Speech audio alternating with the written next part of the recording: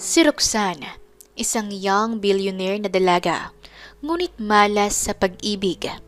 28 na siya subalit wala pa siyang naging matinong karelasyon. Lahat ng mga minahal niya ay hindi nagtatagal sa kaniyang piling. Maybe something is wrong with her. Yan ang itinatak niya sa loob ng kaniyang isipan. No one stays sa piling niya, kaya baka may mali nga talaga sa kaniya. That is why ayaw na niya ng lalaki sa buhay niya. Kung may gusto man siya ngayon at hinahangad, ayaw na niyang magkaroon ng isang anak. Gusto na niyang magkaroon ng isang anak. Kaya ngayong gabi ang pag-uumpisa niya sa paghahanap. That's the Roxanne I know. Too sexy and way too seductive. What a goddess beauty, my friend. Pagpupuri ng kaibigan ni Roxanne sa kanya. Ngumiti siya sa kaibigan at proud na bumaba ng hagdan upang lapitan ito. She kissed her cheek at sinuyod niya rin ang kanyang paningin ang buong ayos ng kaibigan. I know I'm pretty, my dear friend, but look at you. Nangingibabaw ang ganda mo. Papuri ni Jane at nagtawanan silang dalawa. So, where's the party? Excited na wika ni Roxanne. You will know tonight. Excited rin itong tugon sa dalaga at nagpalitan sila ng mga ngiti. Roxanne and Jane are both billionaires, the daughters of a well-known business tycoon. They are also busy handling their own company. But despite their busy lives, they make sure that they can still have fun and enjoy their lives. They love clubbing and drinking, and the main reason is to get a man who will make them hot for a night. They are both good-looking pero wala silang mga boyfriend. They are wealthy, yet unhappy women. Pumunta ang dalawa sa isang nightclub kung saan maraming bilyonaryo, milyonaryo, model at artista ang pumupunta sa naturang lugar na yon.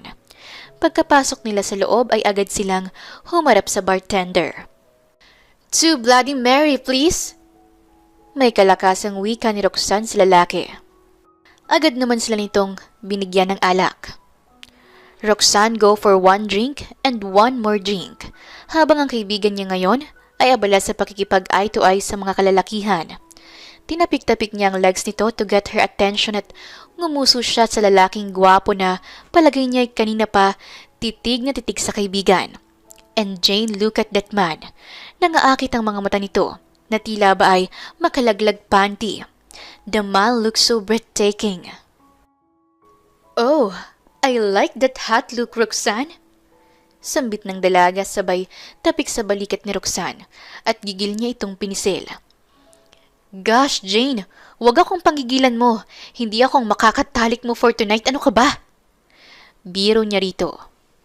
OMG, Roxanne, he is so handsome. Kagatlabi niyang wika na parang ginagalugad na ang kanyang perlas mula sa kanyang kinauupuan. Tumango-tango naman ang dalaga bilang pagsang-ayon. Jane, mukhang Dax? Aniya rito. I want this man tonight, Roxanne. I know he can do me good. Sagot nito at walang pagdadalawang isip na tumayo mula sa kanyang kinauupuan at iniwan ang kaibigan na tila para itong handa na para sa mainit na gabi. Jane is having a wild dance right now at partner niya ang lalaking yon, habang si Roxanne naman ay wala pa ring napupuso ang lalaki. May tatlong lumapit sa kanya but she doesn't like them. They are not her type, kaya nag-enjoy na lang siyang kasama ang alak. Sa gitna ng pag-inom ay nahuli niya ang bartender na panay nakaw ng tingin sa kanya. Mabilis niyang binawi ang kanyang tingin nang magtama ang mga mata nilang dalawa. Ngunit kalaunan ay tinignan niya itong muli. Nginitian niya ito at nakita niya kung paano nahiya ang lalaki sa kanya, kaya isang pilyang ngiti ang gumuhit sa kaniyang isipan. Gusto ko pa naman ng mga mahiyain. Aniya sa kaniyang isipan. Don't just steal a glance at me. I've already caught you looking at me. Now, look in my eyes and tell me what you want. Hamon niya rito. Dahil sa wala pa siyang natitipuhan sa gabing ito, ay mas mabuting makipaglaro muna siya sa lalaking ito. Masayang kalaro ang mga inosente. I'm sorry ma'am, sa pagiging bastos ko po. Naiilang at nahihiya nitong wika si dalaga.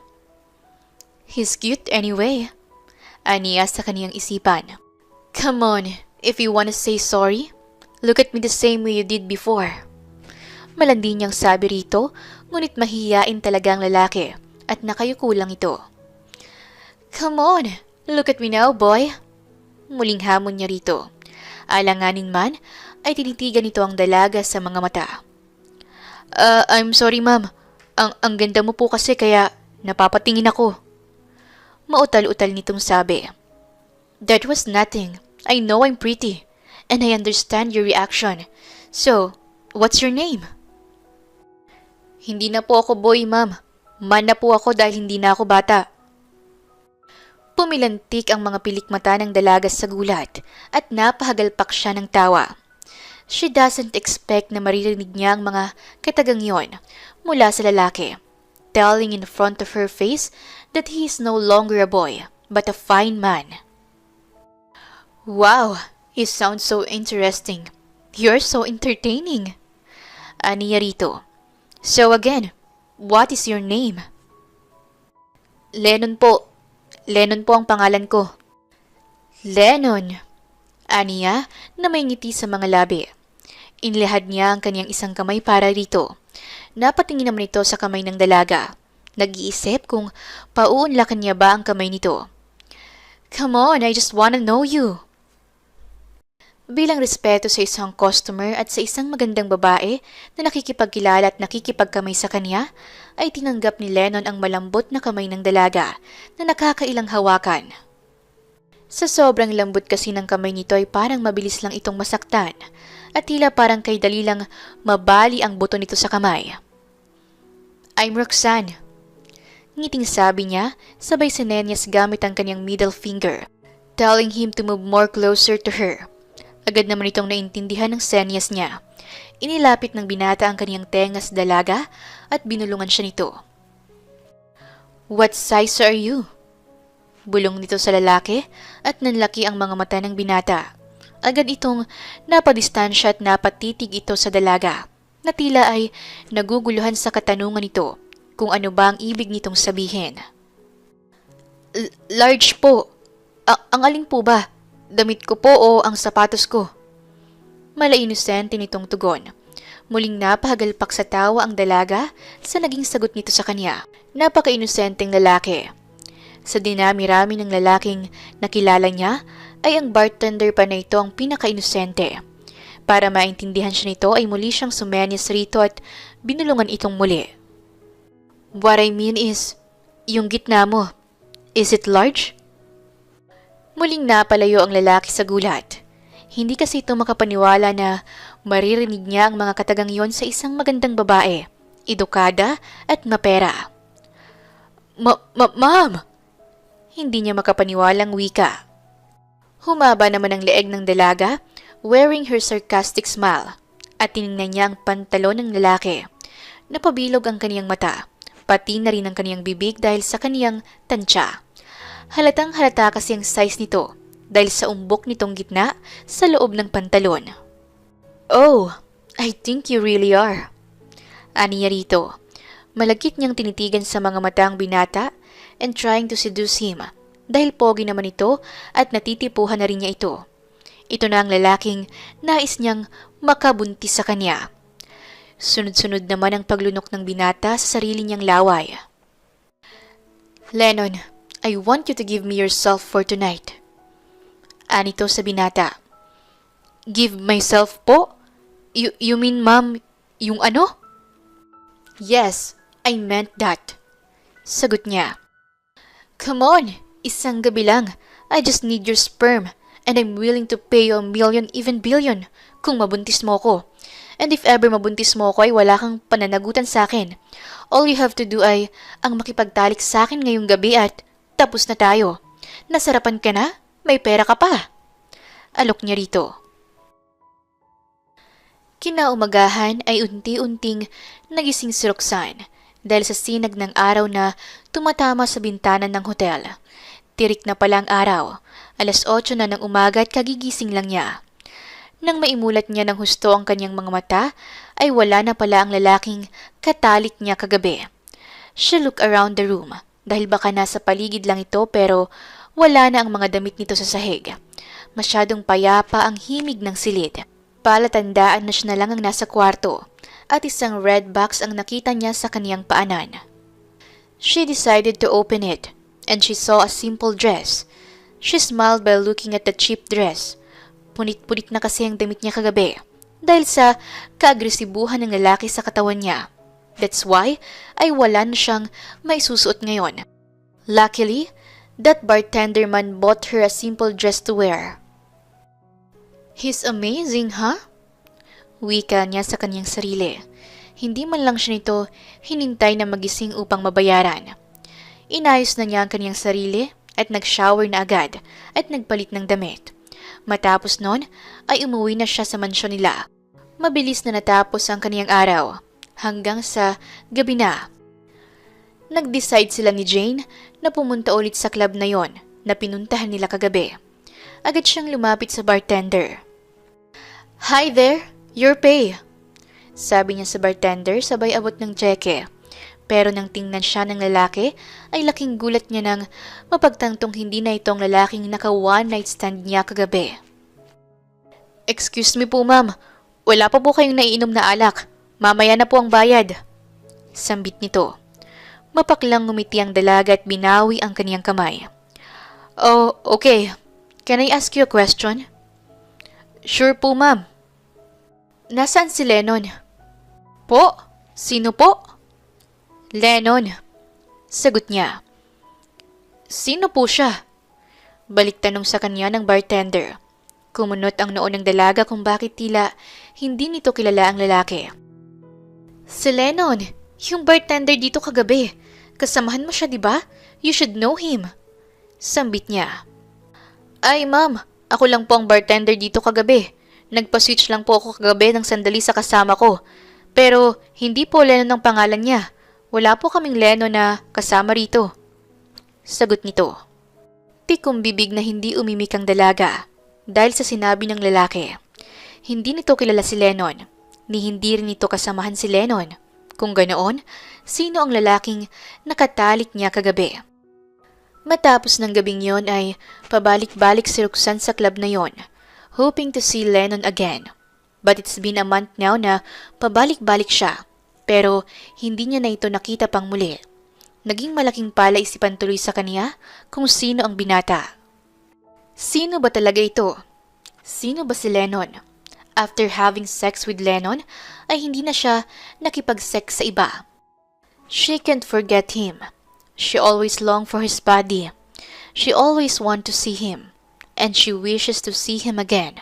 And repeat that hot night they shared together.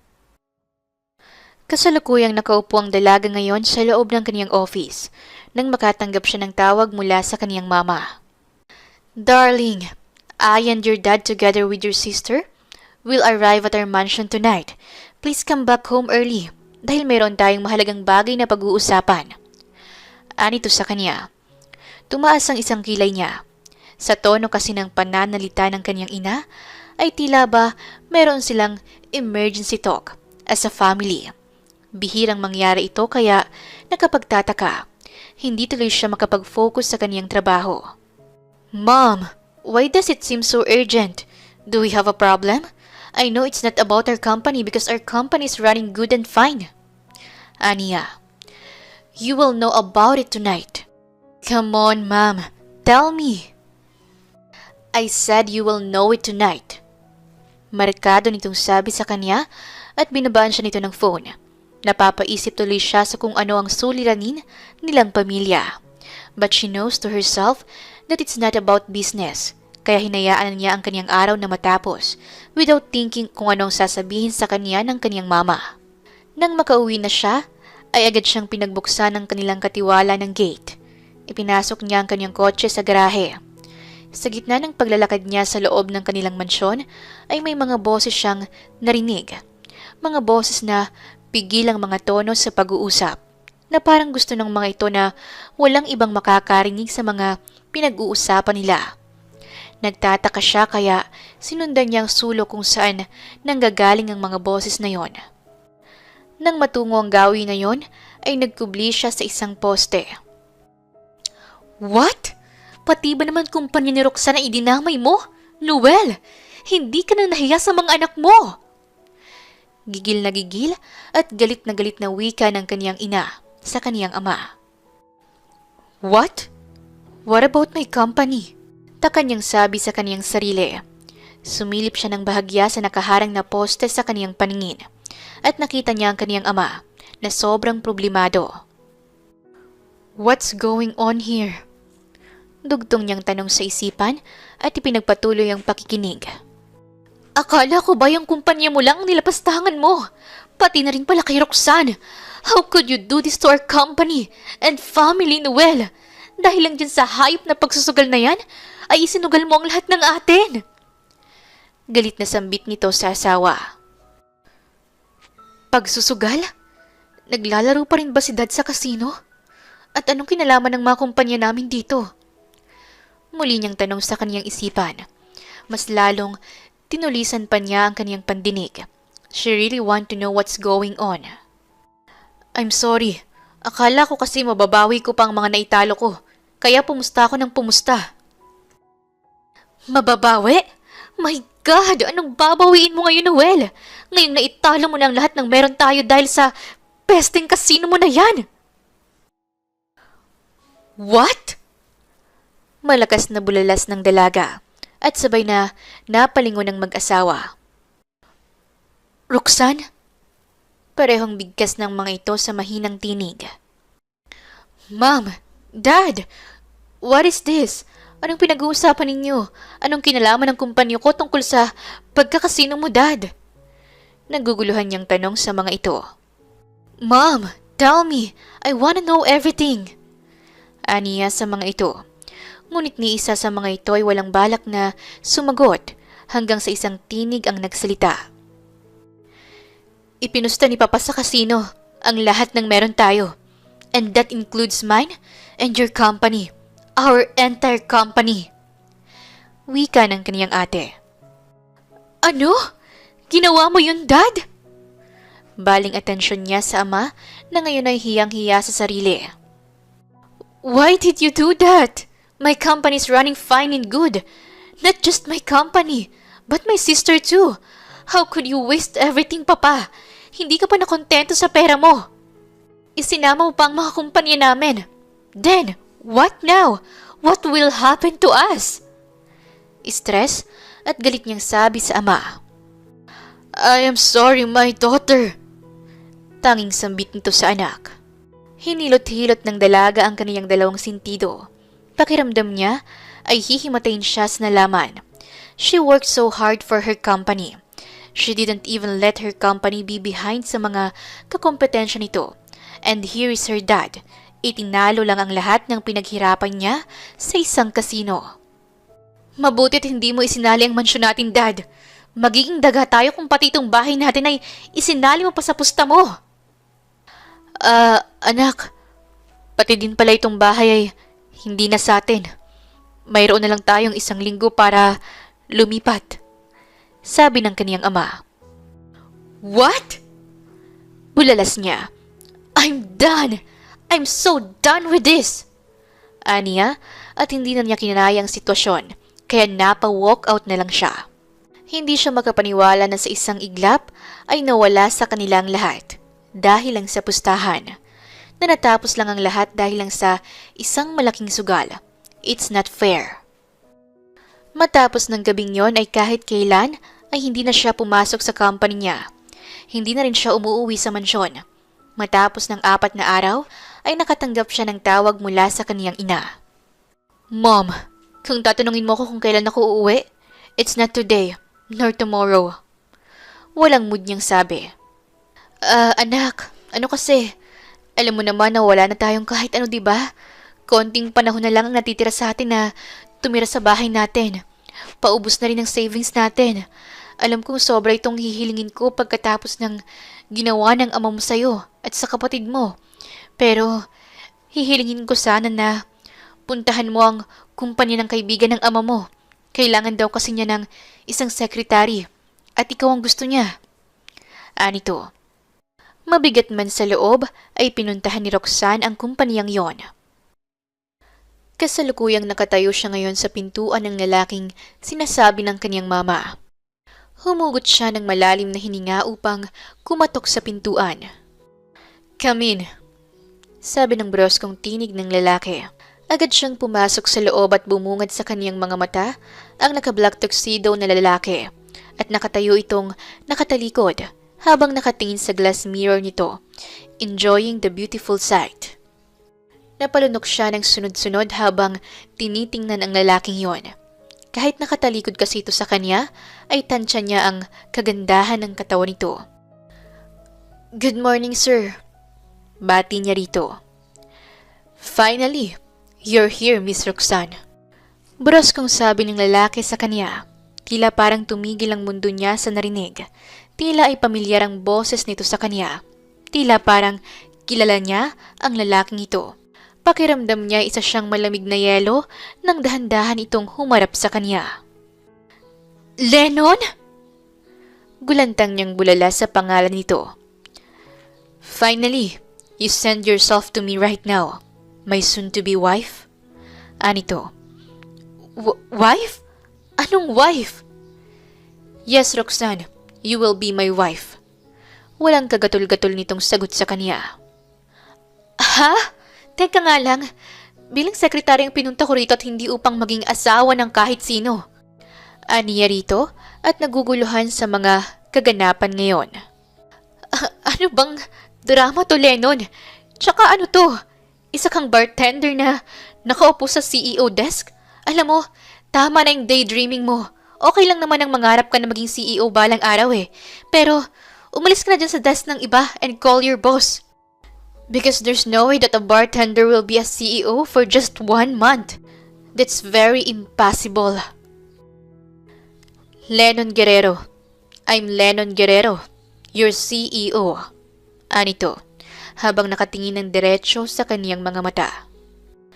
Napalunok siya ng sunod-sunod ng sarili niyang laway. His eyes are so hot, and the way he looks at her is damn crazy. He brings a different charisma.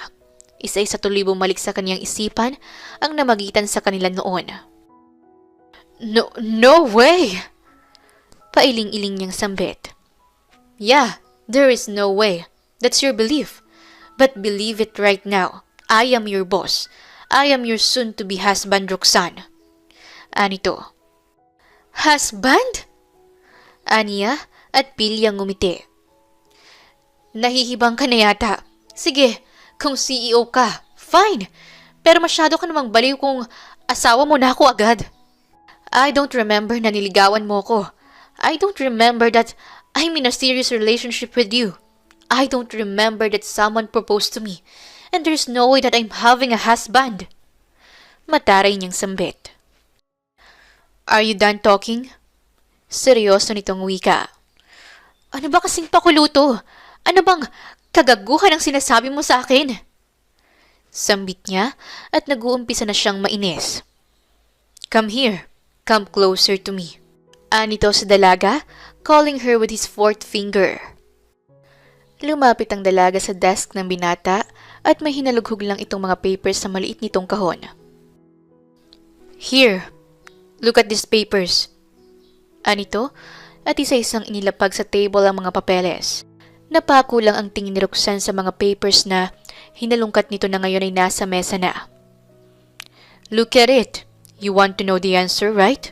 Now, look at that papers." Napatitig ang dalaga sa mga papeles. "What are you waiting for?" Dugtong nito at isa-isang binasa ni Roxanne ang mga nakalahad sa mga papeles. Habang binabasa ng dalaga ang lahat ng mga papers, ay nagsasalubong ang kaniyang mga kilay. Binasa niya ito ng paulit-ulit kung tama ba siya sa mga nababasa niya. Yes, a CEO like her who used to read so many papers ay first time nagduda sa papel na binabasa niya. She was shocked. Hindi niya magawang maniwala sa mga nakasaad sa papel. Matapos mabasa ang lahat, ay napatingin siya sa binata. Mga titig na puno ng katanungan. "You want to ask me why I have those papers?" Anito sa dalaga. Paano? Bakit? Paano nangyari to?" Tanging sambit niya sa binata at nakita niya itong ngumisi. It's simple. The bartender you know is the owner of that club. And why do I have these papers? Or maybe you want to ask me why I own your company now and your family's company including your mansion, right? Anito. Your dad loses to me and he bet all of your family's property. That's why I have those papers. Do you want to know why your mama sent you here? Dugtong nito. Pagkasabi ng mga katagang yon, ay tila namimilipit ang mga bituka ng dalaga. Tila parang nanuyot ang lalamunan niya. Parang tumigil ang mundo niya. Wala pa nga itong sinasabi sa kanya pero parang winawasak na nito ang kaniyang buong kaluluwa. Your dad is aggressively willing to bring back all of your property to his very own hand. He doesn't want to experience poverty. And do you know what he did? It was you. Anito, ikaw ang kapalit ng lahat. He will own his company again without any hassle. Wika nito at hinawakan nito ang baba ng dalaga at pinatingala niya ito sa kanya. Look at me in my eyes so you will understand what my lips will say. Dugtong nito habang si Roxanne naman ay titig na titig sa mga mata ng lalaki. He looks at her like he already owned her entire life. Your dad and I had a very special agreement, and it was you he replaced for everything. Mapapasa kanya ulit ang kanyang kumpanya, pero kapalit ang kanyang isang prinsesa, and that princess is you, baby. Anito sa dalaga, and he kissed her neck. Nanlamig ang buong katawan ng dalaga sa nalaman. It can't be. There's no way na ipagpapalit ako ni Papa dahil lang sa pera. Anak niya ako. Mahal niya ako. Aniya sa kanyang isipan. And then she realized na adopted lang pala siya ng mga ito. Her face is covered by sadness and tears. Hindi na nga niya napigilan ng lumuha sa harapan ng lalaki. Don't call me princess. I'm not my dad's princess. Ampun niya lang ako. I'm not important to him, that is why I'm here in front of you being bargained. Aniya sa lalaki with full of pain into her voice. Ano bang tungkulin ko sa'yo? Ang paligayahin ka? Sige, I will make your manhood happy right now, right here in your office. Wika niya at isa-isang binuksan ang mga butones ng kanyang damit sa harapan ng lalaki. Stop! Kumando nito nang makita nito na binuksan ng dalagang zipper ng pantalon nito. Ngunit hindi nakinig ang dalaga. I said, stop! Dumagundong nitong wika. Gamitin mo ako! I know nagagawin mo lang naman akong parausan mo. Kaya araw-arawin mo na ako at simulan natin ito ngayon. Aniya habang may pait pa rin sa muka. I said stop it! Anito sa galit na tinig. Wear your clothes. Wear it! You are here to be my wife, not as my war. Sabi nito at isinuot sa dalaga ang mga damit nito. If you want to give yourself to me, do it on our first night. Anito sa dalaga. I'm even willing to tie you on our bed while making love with you, Roxanne. At dumating na nga ang kasal ni Lennon at Roxanne. The wedding is so fancy. Aabot ng halos 10 milyon ang ginastos dahil lang sa kasal na yon. Kahit na ingrande ang kasal, ay hindi masaya ang puso ni Roxanne when she saw her mother and father's faces na halos hindi makatingin ang mga ito sa kanya. Sa bawat paghakbang niya sa red carpet, ay parang dinudurog ang kaniyang puso. Masakit pa rin sa kaniya ang lahat. Ni konting bawas ay hindi nabawasan ng sakit na kanyang nararamdaman para sa mga ito. Mahal na mahal niya ang kaniyang mga magulang, ngunit nagawa lang siya ng mga ito na ipagpalit sa yaman. Habang sa kabilang banda naman, ay titig na titig si Roxy sa magiging asawa ng kaniyang kapatid. Siniko nito ang ina. Ma, sana ako na lang ipinakasal mo sa lalaking yan. Anito sa ina. Tama na ngang pantasya, anak. Tama na ang isang sakripisyo. Kung may magagawa lang sana ako, ay hindi ko na ito gagawin. Nanlulumong wika nito habang hindi ito makatingin sa ikinakasal na anak. Nagsumpaan ang dalawa. Nawala sa kaibuturan ng puso ni Roxanne ang kung ano man ang isinusumpa niya sa harap ng altar. Oo, may nangyayari na sa kanila ng lalaki. Ngunit hindi niya ito mahal. Hindi rin siya nito mahal. Magiging sausawan lang siya nito gabi-gabi sa kauhawan ng katawan nito. Natapos na ang kasal at kasalukuyang nasa iisang kwarto na ang dalawa. Nakatayo siya ngayon sa harapan nito habang nakaupo ito sa kama. Remove your clothes. Utos nito sa kanya. Labag man sa loob niya, ay isa-isa niyang hinubad ang kaniyang suot at ngayon ay hubot-hubad na siya sa harapan nito. Ano pa bang gusto mong gawin ko para sa'yo? Mahina niyang wika habang hindi niya ito tinitignan sa mga mata. Dance for me. Anito at iginalaw nga ni Roxanne ang kaniyang balakang sa harapan nito. Tinitigan naman siya ng kaniyang asawa mula ulo hanggang paa. That's all you've got? Hindi nito nasisiyahang sambit.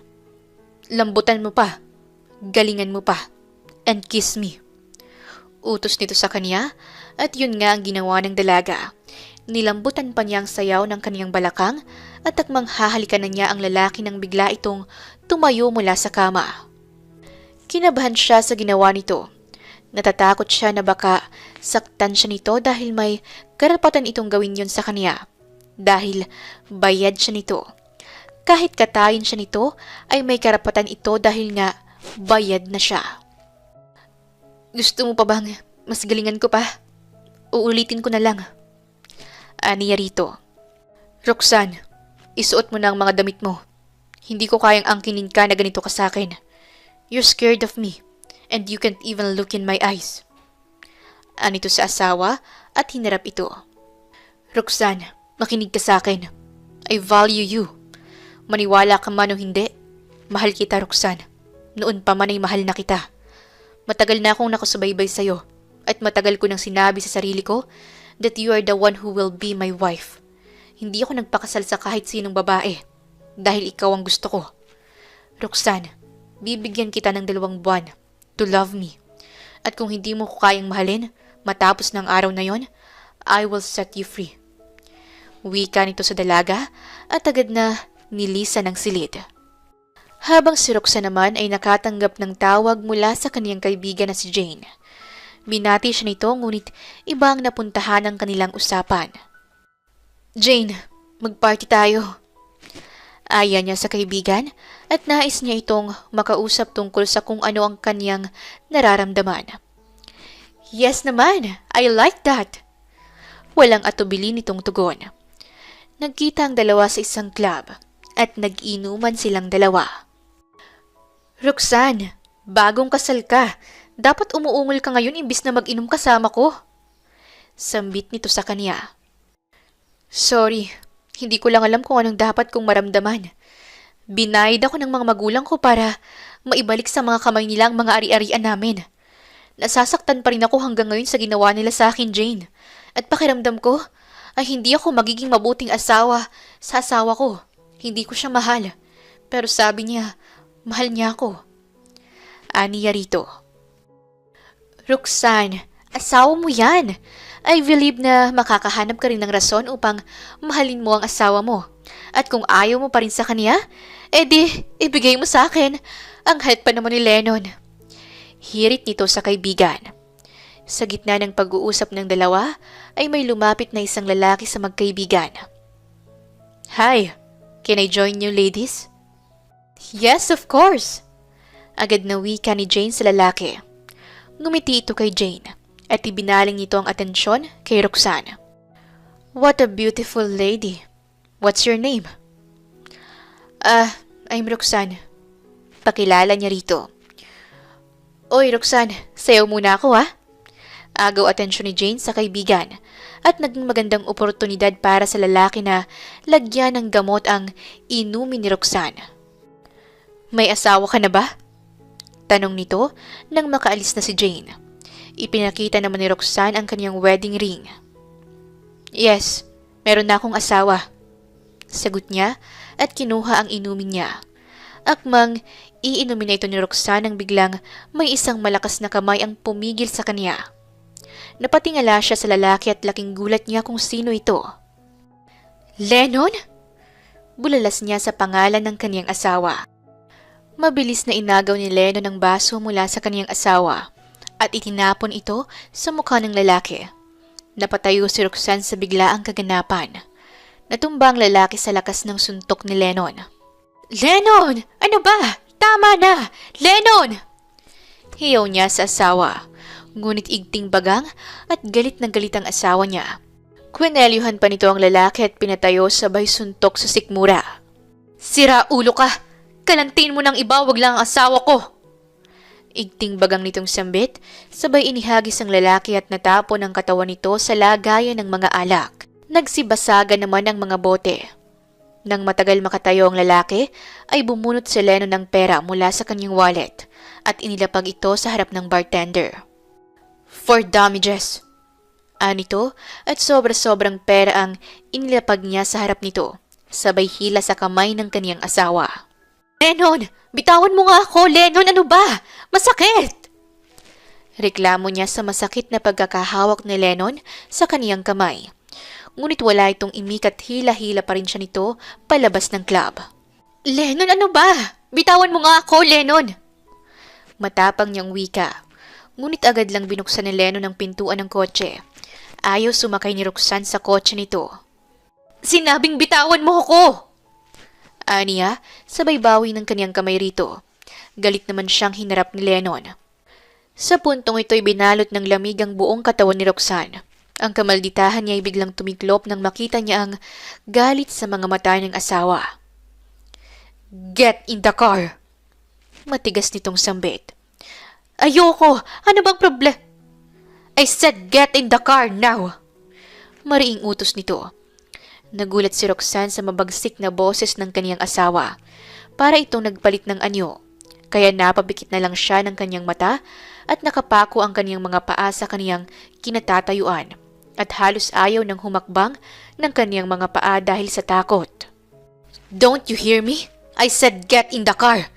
Get in the car now! Ulit nitong utos sa asawa at mabilis na natauhan si Roxanne at sumakay sa kotse nito. Sa gitna ng biyahe ay walang imik ang dalawa, ngunit nasa kay Roxanne pa rin ang takot.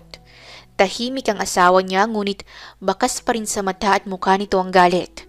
Gusto man niyang magsalita ngunit hindi na niya tinangkapa. Pagkarating nila ng bahay ay hinila pa rin siya ni Lennon, papasok sa kanilang pamamahay. Binitawan siya nito at mahigpit siya nitong niyakap. Nagulat si Roxanne sa ginawa nito kung bakit siya nito niyakap. Kanina lang ay halos kainin siya nito ng buhay dahil sa galit.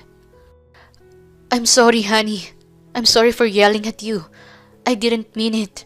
I was just don't know how to handle my anger when I saw that stupid man putting something in your drink. Nag-alala ako ng sobra para sa'yo. Anito sa asawa at hindi namamalayan ni Roxanne na kusa na pala siyang yumayakap sa bisig ng kaniyang asawa at kusang tumulo ang kaniyang mga luha mula sa kaniyang mga mata. Nasa isipan niya rin ang takot nang sinigawan siya ng kaniyang asawa kanina. I know I scare you. I'm sorry. I won't do it again. Alo ni Lennon sa asawa. Pwede bang wag mo na akong sigawan ulit? Humihikbi niyang sabi sa asawa. I promise, I won't ever again. Sagot nito.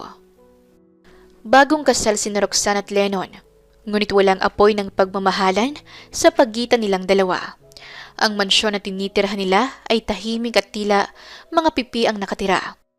Nangangapa pa si Roxanne kung paano maging isang asawa sa mabuti niyang kapareha. Kasalukuyang nasa pagkainan ng dalawa at ni konting pag-uusap ay wala sila.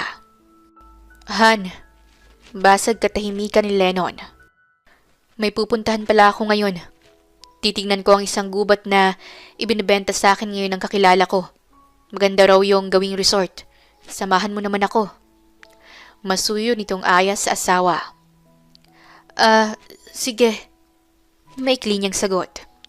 Tahimik nga ang pagsasama nila ni Lennon. Pero ni isang beses ay hindi siya nito pinilit na makipagtalik. Nirerespeto siya nito at kung tutuusin ay mabuti itong asawa sa kanya.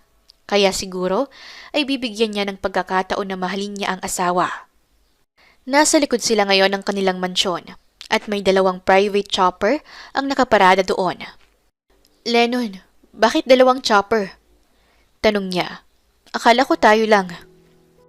I guess, hindi lang kayo. Kasama rin ako. Wika ng isang lalaki na nasa pilot seat. Napatingin si Roxanne sa lalaki at nagpalipat-lipat ang kaniyang tingin sa lalaki at sa kaniyang asawa. May kakambal ka, Lennon? Aniya sa asawa dahil hindi naman niya nakita ang lalaking ito sa araw ng kasal nila ng kaniyang asawa. Bumaba ang kakambal ni Lennon mula sa chopper. Hi, I'm Leonard, your husband twin brother. Wika ng lalaki, sabay lahad ng kamay sa babae. Malugod naman iyong tinanggap ni Roxanne. Bro, magaling kang pumili. Kung hindi mo ito asawa ay magugustuhan ko rin ito. Pilyo nitong wika sa nakakatandang kapatid. I wonder kung sinong babae kaya ang magpapatino sa'yo, Leonard. Anito sa kapatid. Lennon and Leonard is way too different. Kung loyal si Lennon, ay playboy naman si Leonard. Let's go! Aya ng babaeng nasa chopper. Maganda ito at sexy. Napatitig naman si Lennon sa kapatid. Huwag mong gawing hotel ang chopper ko, Leonard. You're too late, brother. Pilyo nitong sagot at tinalikuran ng kapatid. Agad itong sumakay sa chopper at ito mismo ang nagsilbing piloto ng chopper nito. Habang si Lennon at Roxanne naman ay nakasakay na sa isang chopper. Lennon, ikaw ang magiging piloto nito? Bakit wala tayong ibang kasama? Taka niyang tanong sa asawa. Ngunit isang mariin na halik sa labi ang isinagot nito sa kanya. Mga halik na kay lalim. Sinunggaban pa siya nito ng isa pang halik at napapikit na lang siya ng kaniyang mga mata. For almost 3 weeks nilang pagsasama ay ito pa lang ang pagkakataon na hinalikan siya nito sa labi. Hinawakan ni Lennon ang mukha ng asawa. Don't call me Lennon. Asawa mo ko. Tawagin mo ako as your honey or husband. Please. I want to be part of your life. Tingnan mo ako na asawa mo. Huwag yung bartender na naka one night stand mo, Roxanne. Pakiusap nitong sabi sa asawa at agad na pinaandar ang chopper. Ready to leave. Pinauna lang nila ang chopper ni Leonard at sumunod na sila. Habang abala si Lennon sa chopper, ay titig naman si Roxanne sa mukha nito. Hindi na niya namamalayan nang umingiti na pala siya habang nakatingin sa mukha ng kaniyang asawa. Humahanga siya sa kabaitan ng kaniyang asawa at halos ayaw niyang lubayan ito ng tingin dahil sa taglay nitong kakaibang karisma. Ngayon lang niya natitigan ito ng husto at ngayon lang niya napagtanto kung gaano ito kamatipunong lalaki. Do you start loving me, my wife? Remembering my face, inch by inch? May ngiti sa labing wika nito at tiningnan ng asawa. Agad namang nagbawi ng tingin si Roxanne. Maganda palang tanawin dito, ano? Aniya sa asawa upang iwasan ang tanong nito. Talagang maganda, pero mas maganda pa doon sa pupuntahan natin. Pero mas maganda ang katabi ko. Hirit niya sa asawa at napatingin si Roxanne. Nagtama ang kanilang mga mata. Tila nanlamig ang buong katawan ni Roxanne dahil sa titig na yun ni Lennon sa kanya. Mga titig na nagtatangi sa kanya. You're beautiful, my wife. Dugtong nito. Lennon, ano ka ba? Diyan ka nga tumingin sa dinadaanan natin. Kinakabahan ako sa'yo eh. Aniya rito. Honey. It's honey. Call me your honey, Roxanne. Muling paalala nito sa asawa. Ang pamamasyal nila ay nagkaroon ng magandang dulot. Mas nagkaroon ng pagkakataon na mag-usap ang mag-asawa. Kapwa na-enjoy din nila ang kanilang pamamasyal kasama ang isa't isa. Sa gitna ng pamamasyal ay nakatanggap ng radio call si Lennon mula sa kakambal. Lennon, mauna na kaming umuwi. Maganda ang area na to, kaya kung ako sa'yo, kunin mo na.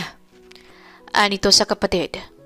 Yeah, gusto din naman ito ng asawa ko, kaya kukunin ko ito.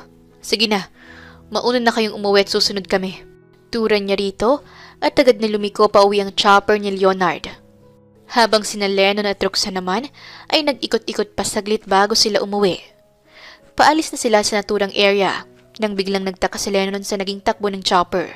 Nagpaikot-ikot ito sa ere. Lennon, anong nangyayari?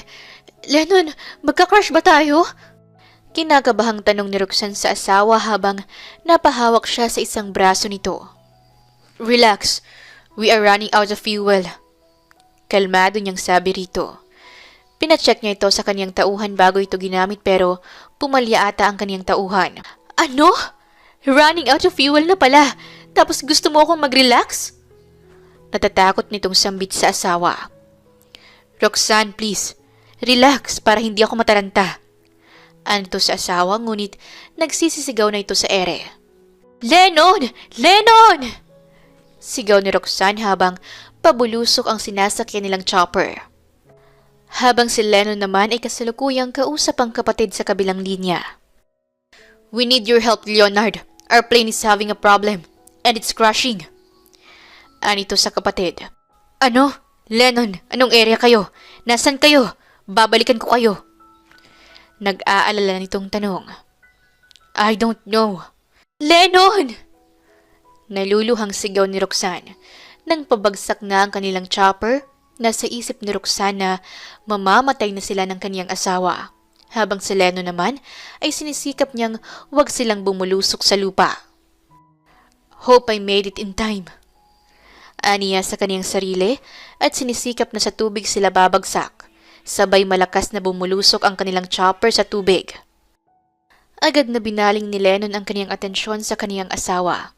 Kinuha niya ito at mabilis silang umahon sa tubig. Mabuti na lamang at hindi kalayuan sa kanilang pampang. Honey! Honey! Alalang tawag niya sa asawa. Nang maihiga ito sa buhangin. Agad niyang kinuha ang radio na nakasabit sa kaniyang pantalon. Ngunit wala itong signal. Napasapo siya sa kaniyang ulo at problemado siya sa kung ano ang mangyayari sa kanila ng kaniyang asawa. Mabuti at wala naman itong kahit anong sugat or ano pa man sa katawan na pwedeng mag-cause ng injury. Nakahinga siya ng maluwag habang tumitingala sa langit. Naghihintay na baka bumalik ng chopper ng kaniyang kakambal. Habang sa kabilang banda naman ay nag-iikot ang chopper ni na Leonard. Ngunit malawak ang kagubatan. Hindi niya alam kung saan napadpad ang kaniyang kakambal. Sumapit na ang 6:00 ngunit hindi niya mahanap ang dalawa. Sinubukan niyang kontakin ang radio nito ngunit hindi ito makontak. Kaya labag sa loob siyang bumalik ng mansyon. He quickly called his 4 private pilot of his 4 chopper upang tulungan siyang hanapin ang kaniyang kakambal sa kagubatan bukas pagbukang liwayway. Habang sa kabilang banda naman ay nagising na si Roxanne. Unti-unti siyang umupo sa buhangin at bumungad sa kaniyang paningin ang kaniyang asawa na abala sa paglikha ng apoy gamit ang kawayan. Hubot-hubad ito at napagtanto niya na nasa kanya na pala ang damit nito. Gising ka na pala, Han. Anito sa asawa at nilapitan ito. Kumusta? May masakit ba sa'yo? Umiling siya rito. Jacket mo, baka nagiginawan ka na. Aniya sa asawa ngunit hindi nito tinanggap ang jacket. Suotin mo yan, kaya ko ang sarili ko. Tingnan mo ang 6 na abs ko, matigas yan. Matagal pa yan bago tabla ng ginaw. Biro niya sa asawa. Matigas ka dyan, ang yabang mo. Aniya rito at inirapan ng mga mata. Ang sungit ng asawa ko matigas nga to, hawakan mo pa. Hamon ito kay Roxanne at nakarinig sila ng pagkalam ng kanilang mga sikmura. O ano, matigas ba ang bituka mo? Asar niya sa asawa at pilit na napangiti si Lennon. Kapwa sila gutom ngunit wala silang pagkain. May pera silang dala ngunit walang silbi ang pera ngayon sa kanilang sitwasyon. Wala silang mabibilhan at ni mga taong hihingan nila ng tulong ay wala rin. Kaya ang gutom nilang mag-asawa ay itinulog na lang nila. Kinaumagahan ay agad na nagpasya ang mag-asawa na pumasok ng gubat. Nagbabaka sakali sila na may mahanap sila na kahit anong prutas upang pangtawid ng gutom. At sa wakas, sa kanilang paglalakad ay nakakita sila ng isang puno ng saging at puro hinog na ang bunga nito. Pinitas nilang 2 bunga ng isa-isa at bumalik sa kanilang tambayan. Subalit ang saging ay mabilis na ubos. Sumapit ang gabi at malakas ang hangin. Kailangan nila ng masisilungan. Nagpasya ang dalawa na lisanin ang lugar at maghanap ng masisilungan. Lumakas pa ang pagkulog at pagkidlat. Mas lumakas din ang pagbulusok ng ulan at kapwa silang basang-basa sa ulan. Nakakita sila ng isang natumbang malaking puno at sapat upang pagsilungan nila, ngunit nasa tawid ito ng ilog. Malakas ang agos ng ilog at may malalaking bato. "Kaya mo bang tumawid?" tanong ni Lennon sa asawa na nag-aatubiling tumawid. "Kakayanin ko," sagot niya rito. Ngunit pansin ni Lennon na takot ang kaniyang asawa na tumawid, kaya walang pasabi niya itong binuhat. "Kunwari ka pa, nandito naman ako," aniya sa asawa habang karga-karga ito habang tinatawid ang masungit na ilog. Ungol ni Lennon nang may matalim siyang kung anong naapakan sa kaniyang paanan. "Lennon, anong nangyari? Ibaba mo ko, titignan ko," nag-aalala niyang sabi sa asawa. "Wag na, kaya ko. Baka mapano ka pa rito, gabi na. Malalim na ang tubig sa unahan," aniya sa asawa at binunot ang kaniyang paa mula sa tumusok rito. Napangiwi siya sa sobrang sakit, ngunit pinilit pa rin niyang makayanan ng lahat at matagumpay silang nakatawid sa ilog. Inilapag niya ang kaniyang asawa sa lupa at sabay silang sumilong sa ilalim ng malaking puno. Sa bawat pagkidlat ay naaaninag ni Roxanne ang dami ng dugo na lumalabas mula sa talampakan ng kaniyang asawa, kaya't mas nag-alala siya para rito. "Lennon, akin na nga ang paa mo, tingnan ko." "Wag na, ako na." "Honey, please?" aniya sa asawa at napangiti si Lennon nang tawagin siya nitong honey. "Kailangan ko pa palang masugatan bago mo ko tawaging honey. Kung alam ko lang sana ng mas maaga, ay matagal na sana akong nagpasugat." Pilyo nitong sabi at walang ingat na dinampot ni Roxanne ang paa ng kaniyang asawa, kaya napaungol ito dahil sa sakit. "Dahan-dahan naman," reklamo nito. "Ang dami mo kasing alam." Mataray niyang wika rito, subalit palihim siyang napangiti. Ewan ba niya pero sa bawat hirit sa kanya ng kaniyang asawa ay kinikilig siya. Kinapaka pa ni Roxanne ang sugat ng asawa at may naramdaman siyang matigas sa paa nito. May naiwan palang matigas na bagay sa loob ng paa nito, isang malaking tinik. "Huhugutin ko to masakit to kaya tiisin mo," paalala niya sa asawa sabay hugot ng tinik sa loob ng paa nito. Napasigaw naman ng walang ingay si Lennon dahil sa bigla ang ginawa ng asawa. Naman, sasagot pa sana ako Nagpaalala ka pa sa akin kung diniretso mo rin palang bubunutin." Nakangiwi nitong sabi sa asawa. "Ganun talaga para hindi masyadong masakit. Dapat biglain." Rason nito. Pinunit ni Roxanne ang kaniyang damit upang itali sa sugat ng asawa. "Roxanne, wag na. Wala ka ng damit, baka mapano ka pa. Kailangan nating talian ang sugat mo. Baka mapasukan pa to ng dumi at baka ma-infection pa. Wala tayong dalang medisina. Hindi natin alam kung kailan tayo makakaalis rito. Huwag mo kong alalahanin. Kaya ko. Kaya kong tumagal sa ginaw." Aniya rito. "Hindi naman ako sa ginaw nag-aalalahan. Nag-aalala ako sa'yo. Kapag ganyan kalantad ang dibdib mo sa akin baka hindi ko mapigilan ang sarili ko na angkinin ka." Banta nito sa asawa. Kaya walang kaabog-abog na binitawan ni Roxanne ang paa nito. At napangiwi naman si Lennon sa sobrang sakit ng kaniyang sugat. Naman! Masakit!" reklamo niya. "Ang dami mo talagang alam." Mataray na wika ni Roxanne. Sa ilalim ng malakas na ulan ay magkatabi ang mag-asawa. Halos manginig na sa ginaw si Roxanne kaya niyakap niya ang kaniyang sarili. "Halika rito, yayakapin kita," alok sa kanya ni Lennon. "Okay lang ako," tanggi niya. "Sabi niya yakapin nga kita." Kumando ni Lennon sabay hila sa kaniyang asawa at mahigpit itong niyakap. "Oh, wag ka nang pumalag. Ikaw na nga itong niyayakap, ayaw mo pa. Alam mo bang maraming mga babayang may gusto sa yakap ko, pero ikaw lang ang binigyan ko?" Pagyayabang nito. Dami mong alam. Higpitan mo na lang kaya ang yakap mo sa akin. Utos ni Roxanne sa asawa at napangiti si Lennon. Ayaw pa. Gusto naman pala. Wika niya sa kaniyang isipan at hinigpitan ng pagkakayakap sa kaniyang asawa. Magkasalong inalalayan ng mag-asawa ang isa't isa sa ginaw na bumabalot sa kanila hanggang sa kapwa sila nakatulog. Sa gitna ng gabi ay tumila na ang ulan at nagising si Roxanne. Lennon! Lennon! Han! Alala niyang tawag sa pangalan nito nang mapansing ginaw na ginaw ito.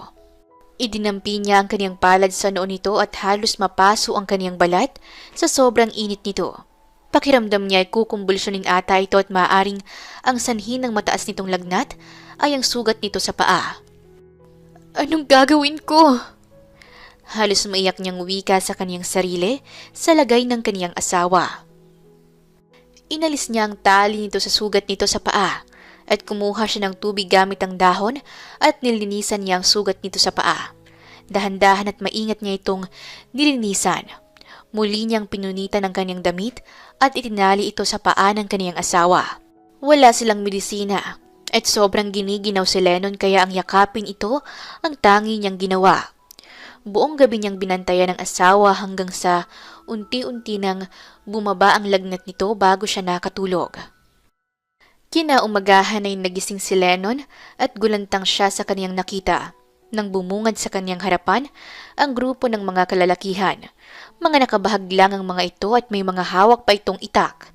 At ang iba naman ay may hawak na matatalim na bagay na gawa sa kahoy. Tinapik-tapik niya ang kaniyang asawa at nagising na si Roxanne. Bumangon ito mula sa pagkakahiga at agad nitong kinapa ang noo ng asawa. Mabutit wala ka ng lagnat. Aniya rito. Roxanne, nasa kapahamakan yata tayo. Wika ni Lennon sa asawa at napatingin si Roxanne sa gawi kung saan nakatingin si Lennon. Gaya ni Lennon ay nagulantang rin si Roxanne sa mga nakita. Lennon, sino sila? Natatakot na wika ni Roxanne nang makita ang mga kalalakihan na may hawak na mga mapanganib na armas. Hindi ko alam. Tingin ko ay isa silang tribo. Sagot niya sa asawa. Sumenyas ang tila leader ng grupo at walang kagatul-gatul silang pinagdadampot ng mga ito. Nagsisisigaw si Roxanne at sinubukan pang lumabaw ni Lennon, subalit mahina siya at hindi siya makagalaw ng maayos dahil sa malalim na sugat sa kaniyang paa. Dinala sila ng mga ito sa kuta ng mga ito. Iniharap sila ng mga ito sa lalaking itinuturing nilang nakatataas. Sino ang mga taong ito? Masuring tanong ng pinuno sa kaniyang nasasakupan. Hindi po namin sila kilala. Nang dakpin namin sila ay wala silang mga kahit anong mga armas. Parang hindi naman sila mapanganib na tao. Wika ng isa at napatitig ang pinuno kay Lennon. Itong lalaki, gusto ko siya. Gusto ko siyang maging asawa ng anak ko. Gusto ko ang maganda niyang mata. Magbibigay siya ng magandang lahi sa atin. Wika nito na ikinaalma ni Roxanne. Hindi po maaari. He is my husband at hindi niyo siya pwedeng ipakasal sa anak ninyo. Apila niya rito. Napangiti si Lennon sa sinabi ng asawa. Mahal mo na ba ako, Roxanne? Aniya na may saya sa tinig. Hindi pa.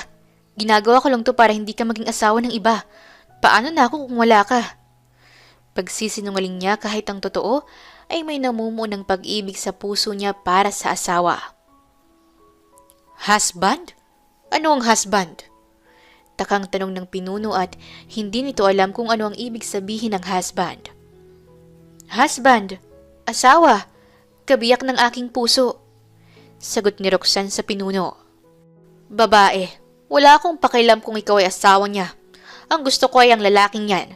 Isa siyang magandang lalaki at titiyak kong mabibigyan niya kami ng magandang lahi. Anito sa kanya. Nasaan na si Javi? Tanong ng pinuno sa kaniyang nasasakupan. Wala siya rito, pinuno. Baka abala sa pangangaso. Wika ng isa, bumuntong hininga ang pinuno. Matigas talaga ang ulo ng anak ko. Sige, ikulong ang babaeng yan. Hiwalay sa kulungan ng lalaki.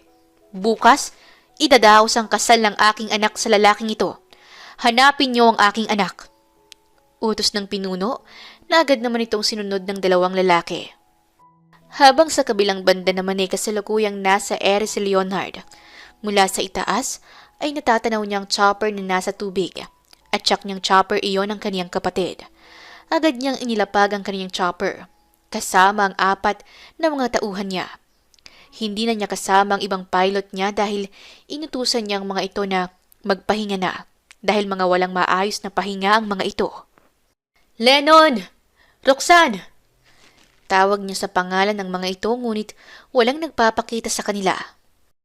Wala na ata sila rito, kaya maghiwa-hiwalay tayong lahat. Doon kayo at dito ako.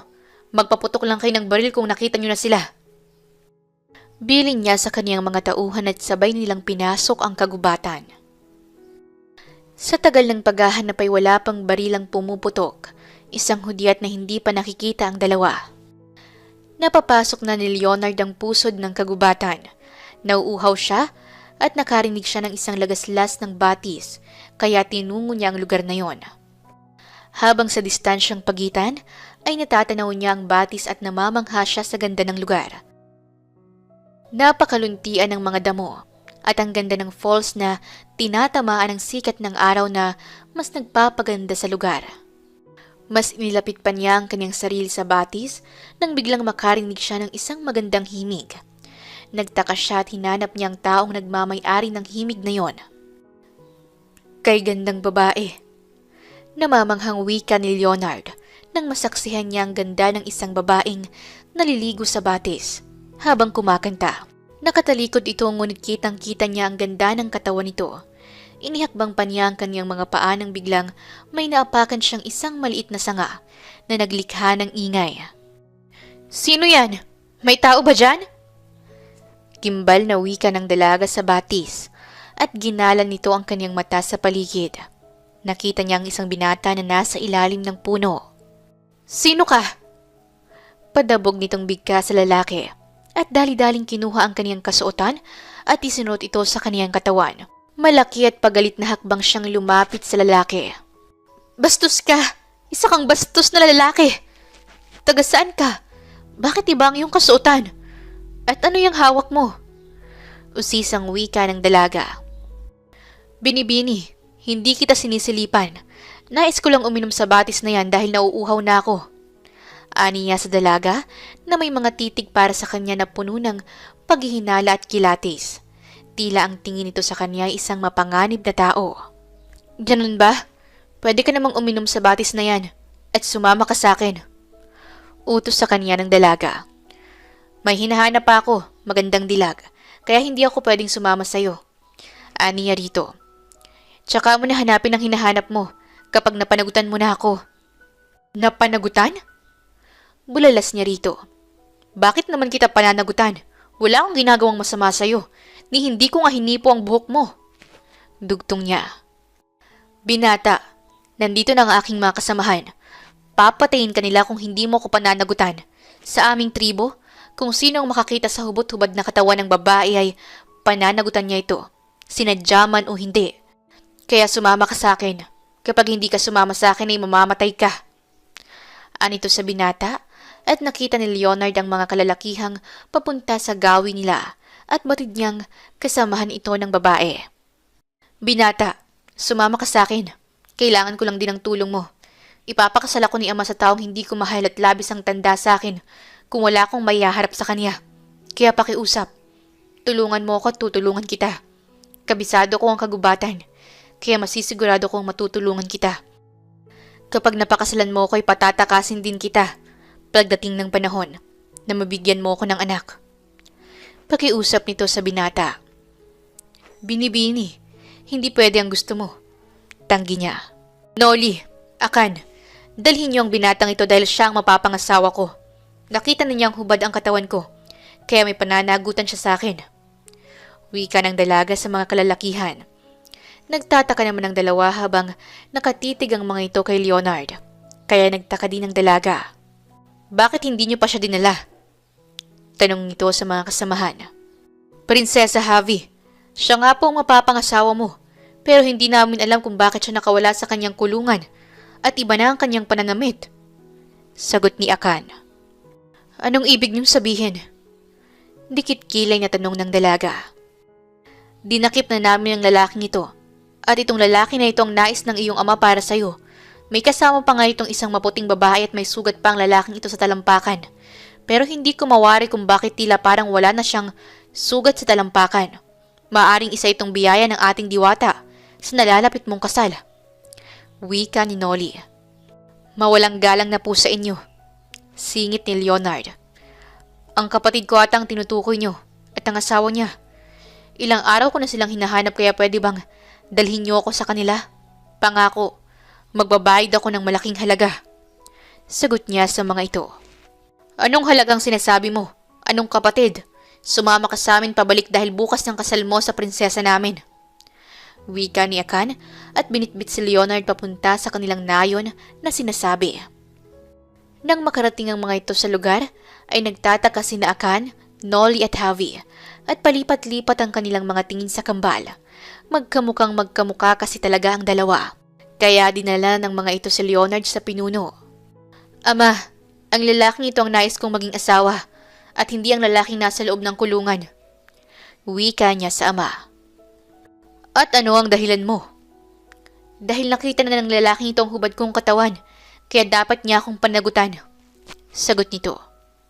At bakit ko naman siya pananagutan? Hindi ko siya nabuntis o hinalikan man lang kaya bakit ako mananagot? Reklamo ni Leonard. Mawalang galang na mahal na pinuno. Isang tinig ang nagmula sa likuran nila at bumungad ang isang matandang lalaki. Ikaw pala, Anlo. Ano at naparito ka? Tanong ng pinuno. Hindi ba't ang usapan natin ay ako ang magpapakasal sa anak mo? Bakit nakarating sa akin na ibang ipapakasal mo sa kanya? Hindi ako papayag, mahal na pinuno. Kung matapang ang lalaking yan, ay nais kong hamunin siya ng laban. Kung mananalo siya, ay tatanggapin ko na sa iba mapupunta ang mahal kong iniibig. Ngunit kung mananalo ako, ay sa akin siya ikakasal. Sa ganitong paraan, patas ang laban. Anito sa pinuno at pumayag naman ito sa nais ng lalaki. Dumating na nga ang araw ng tagisan ng lakas ni Leonard at ng katunggalin nito. Nanalo ang binata sa unang araw ng labanan. Kasalukuyang nasa kulungan din si Leonard katabi ang kulungan ni Roxanne at Lennon. Lumapit si Javi kay Roxanne at may dala itong pagkain. Ganon din ang ginawa nito sa asawa nitong si Lennon. Kasunod nun ay lumapit ito kay Leonard. Leonard ang ngalan mo, hindi ba? Aniya sa binata at tumangay ito bilang tugon. Sabi mo ay ayaw mong makasal sa akin. Bakit mo ipinananalo ang laban? Sabi mo kailangan mo ng tulong ko, di ba? At nung nakita kong ipapakasal sa'yo, ay naisip ko na kailangan talaga kitang tulungan. Huwag kang mag-alala. Gagawin ko ang lahat para manalo. Aniya sa dalaga. Salamat. Sagot nito sabay ngiti. Napapitlag si Leonard dahil sa matamis na ngiti ng dalaga. Pakiramdam niya ay kumabog ng mabilis ang kaniyang puso. Lumapit si Javi kay Lennon. Gamot, para tuluyan ng maghilom ang sugat mo. Anito sa lalaki. Javi, maraming salamat. Ang buti mo. Sagot ni Lennon at umalis na ang dalaga.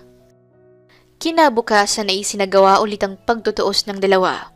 Muling nanalo si Leonard kaya siya ang ipinakasal kay Javi. Matapos ng kasal ay lumapit si Leonard sa mahal na pinuno. Ama, pwede po bang dalhin ko si Javi sa kinalakihan naming lugar? Tutal ay asawa ko na siya. Maari po bang nais ko? Walang anuman sa akin. Basta bumisita kayo rito minsan. Sagot nito at buong pahintulot na pinayagan ito sa nais nito at pinakawala na rin sina Lennon at Roxanne. Sinasamahan ng 5 katribo ang 4 palabas ng gubat. Mga kasama, maayos na kami rito. Pwede na kayong bumalik. Utos niya na sinunod naman ng mga ito. Tuluyan ang nakalabas ang 4 sa gubat. Anong klaseng hayop yan? Takot na bigkas ni Javi nang makitang isang chopper. Nagtago pa ito sa likod ni Leonard. Mangangaso si Javi. Ngunit isang bagong hayo para sa kaniyang chopper at sobrang laki pa nito. Napatawa ng malakas si Leonard at ginulo ang buhok ng asawa. Hindi hayop yan, huwag kang matakot.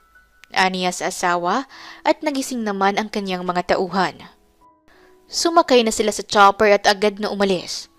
Ginagap ni Lennon ang kamay ng asawa. Roxanne, I love you. Sabi nito. Nagtaka si Roxanne kung bakit may lungkot sa mga mata nito.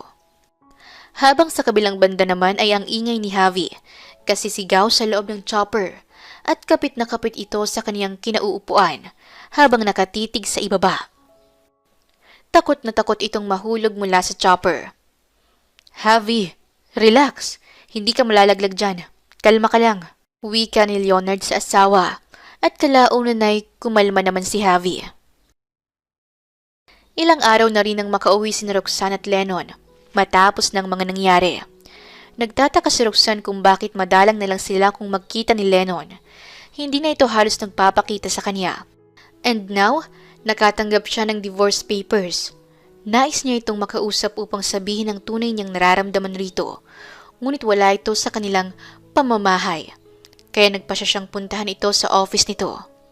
Ngunit nasa pintuan pa lang siya ng office nito ay nakarinig siya ng tawanan. Boses iyon ng asawa niya at ng ibang babae.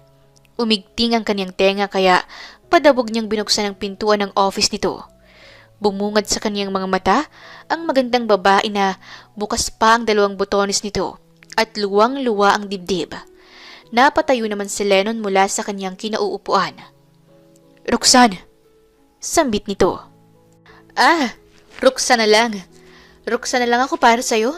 Hindi na ako honey mo? Bakit? Dahil ba sa babaeng yan? Kaya pala halos hindi ka na nagpapakita sa akin dahil may kapalit na pala ako. Sabi mo mahal mo ko. Sinungaling ka. Paiibigin mo lang pala ako sa'yo tapos ngayong mahal na kita ay iiwan mo na ako. Basta ka na lang magpapadala ng divorce papers sa akin. Ano yun, Lennon? Ganon-ganon na lang yun? Ngayong mahal na kita? Sagot! Sagot! Talak niya sa asawa. Lennon, who's this girl? Maarting wika ng babae. Isa ka pang babae ka. May asawang tao na yung nilalandi mo. Ako ang asawa niya. Ako ang misis niya. Kaya pwede bang huwag mong landiin ang asawa ko? Dibdib lang ang puhunan mo. Pabagsak niyang wika sa babae at handa niya itong sampalin kahit anong oras. Landiin? Lennon, you didn't tell me na ganito pala ka paranoid ang asawa mo. Anyway, Mrs. Kuno ni Lennon, here's my ID. Sabi ng babae sabay abot ng ID kay Roxanne. Tinanggap ito ni Roxanne. Mabutit may pa-ID ka pa. Mas madali kong mahanap ang pagkatao mong malaman. Hindi niya natuloy ang nais niyang bigkasin nang mabasa ang ID ng babae. Kapareho ng apelyido nito, ang apelyido ng kaniyang asawa. Ano? Magkadugo kayo? Dilat matang bigkas niya at halos matunaw siya sa hiya sa harapan ng dalawa. Magpinsan kaming buo. Magkapatid ang mga magulang naming dalawa. Wika ng babae at maarte na kinuha ang ID mula kay Roxanne. Excuse me, anito. Aniya at hindi niya alam kung anong dapat niyang sabihin. Lumapit si Lennon sa asawa. So, asawa ko, misis ko, nagsiselos ka diba? Pwede bang marinig ulit ang mga talak mo kanina?